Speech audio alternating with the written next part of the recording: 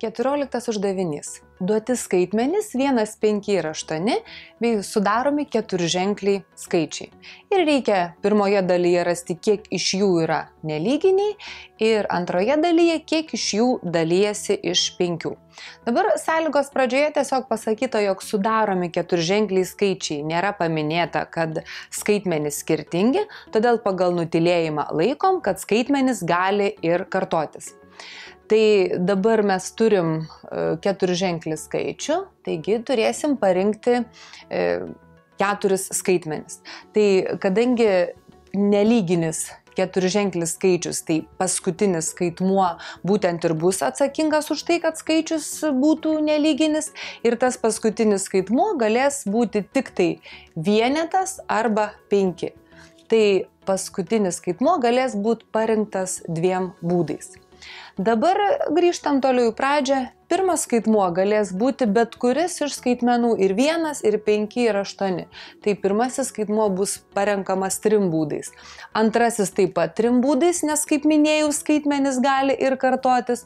Ir trečiasis skaitmuo taip pat visais gali būti ir 1, ir 5, ir 8. Taigi 3 būdais. Ir pritaikę kombinatorinę daugybos taisyklę sudauginam 27 kart 2 iš viso 54 nelyginiai keturženkliai skaičiai. Dabar antroje dalyje reikia atrinkti, kiek yra tokių, kurie dalijasi iš 5. Ir čia žinoma galimi keli būdai ir tuos kelis ir aptarsiu. Tai pirmiausia vėlgi keturženklis skaičius. Ir kad skaičius dalintųsi iš 5, jo paskutinis skaitmuo būtinai turi būti 5. Aišku, galėtų būti ir 0, bet tarp šių skaitmenų 0 nėra. Taigi paskutinis skaitmuo gali būti 5 ir parenkamas vienu būdu.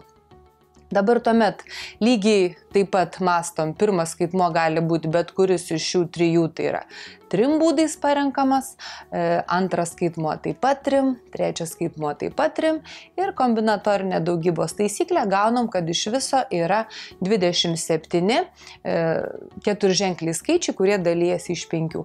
O šiaip galim ir taip mąstyti, kad kai turim 54 nelyginius skaičius, iš jų pusė turės paskutinį skaitmenį vienetą ir kita pusė turės paskutinį skaitmenį 5. Taigi iš 54 nelyginių skaičių pusė bus, tai yra 27 dalūs iš 5.